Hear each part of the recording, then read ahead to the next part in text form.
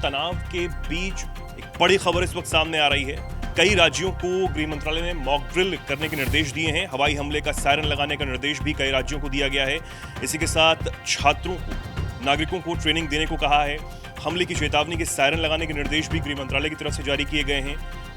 ये बड़ी खबर लगातार इस बीच सामने आ रही है कि राज्यों को मॉक ड्रिल करने के निर्देश गृह मंत्रालय की तरफ से जारी किए गए हैं। तनाव के बीच ये बड़ा निर्देश गृह मंत्रालय ने जारी किया है और क्या कुछ अपडेट है, क्या कुछ जानकारियां हैं, क्या कुछ कहा है गृह मंत्रालय ने, ये ज्यादा जानकारी के लिए सीधा चलते हैं। शेखर सर हमारे साथ मौजूद हैं। क्या कुछ जानकारी निकलकर सामने आ रही है? देखो, लगातार जो है इस चीज़ की बात आ रही थी कि आखिर भारत क्या करेगा, कब करेगा, लेकिन बैठकों का दौर जो है लगातार जारी था। प्रधानमंत्री आवास पर भी पीएमओ में बैठक चल रही थी, जिसे लेकर आर्मी चीफ हो, नेवी चीफ हो, एयरफोर्स के चीफ हो, इसके अलावा जो है रक्षा सचिव है, उनसे मुलाकात हुई।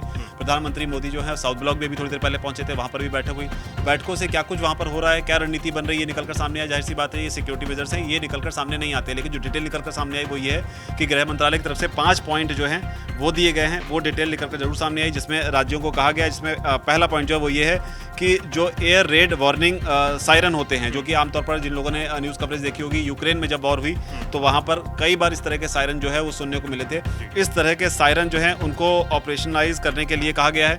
दूसरा बड़ा पॉइंट इसमें यह है कि सिविलियंस और स्टूडेंट्स, इसके अलावा जो दूसरे लोग हैं, उनको सिविल डिफेंस के एस्पेक्ट से उन्हें ट्रेनिंग देने के लिए कहा गया है, ताकि अगर कोई इस तरह की सिचुएशन, हॉस्टाइल सिचुएशन अगर पैदा होती है तो न सिर्फ खुद को बल्कि ज़रूरत पड़ने पर बाकी लोगों को भी बचा सकें। तो ये गृह मंत्रालय की तरफ से कहा गया है। इसके अलावा तीसरा पॉइंट जो आया है उसमें ये कहा गया है कि क्रैश ब्लैकआउट अगर हो तो उस स्थिति में क्या करना है, उसके लिए भी जो प्रोविजंस हैं उन्हें बना लें। इसके अलावा कई राज्यों को ये भी कहा गया है कि अर्ली कैमोफ्लेज जो है उसको लेकर भी वो तैयारी कर लें, यानी कि युद्ध की स्थिति में कई बार जब छुपने की स्थिति आती है तो वो क्या उसके लिए तैयारी कर लें। इसके अलावा इवैक्यूएशन प्लान जो है उसकी रिहर्सल जो है वो कर लेनी चाहिए। तो गृह मंत्रालय की तरफ से कई राज्यों को ये निर्देश जो है अब दे दिए गए हैं। अब ये मामला आगे किस हद तक जाएगा ये देखना होगा। हालांकि इसे लेकर बाकायदा जो है एक तारीख भी दी गई है, 7 मई की तारीख दी गई है कि इस दिन जो है रिहर्सल जो है वो बाकी राज्य जो है, जिन राज्यों को बोला गया है वो कर लें। तो क्या इसके पीछे कोई जानकारी कि 7 मई को ही क्यों कहा गया है? नहीं, ये भी निकलकर सामने नहीं आया है कि क्यों कहा गया है। हो सकता है ये किसी किस्म की कोई आप इसको बोलेंगे प्रेशर बिल्डअप करने की के नज़रिए से भी आप इसे देख सकते हैं। जाहिर सी बात है, जिस तरह के बयान आ रहे हैं पाकिस्तान की तरफ से या इंडिया की तरफ से सिचुएशन और इंटरनेशनल कम्युनिटी की तरफ से, सिचुएशन तो इंटेंस है ही। तो ज़रूरत है कि इस तरीके से नागरिकों को जागरूक रखा जाए। अगर वक्त पड़ने पर इस तरह की कोई चीज़ हो जाती है तो लोग अगर जागरूक रहेंगे तो उस स्थिति में किस तरीके से उसको डील करना है ये लोगों को पता रहेगा। लगातार जो अपडेट्स हैं फिलहाल, और कुछ क्या खबरें हैं?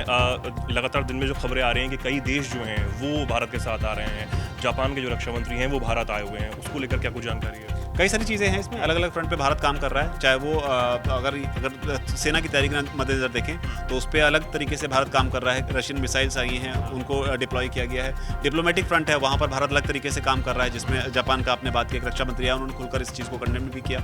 उसके अलावा रशिया की तरफ से भी बयान आया और सेम चीज़ जो है वो पाकिस्तान की तरफ से भी देखने को मिल रही है। वहाँ पर जो है जो तुर्की है उसने अपना वॉरशिप भेजा हुआ है। उसके अलावा चाइना का स्टेटमेंट आया। हालांकि चाइना का स्टेटमेंट जो है उसमें एक पेच है।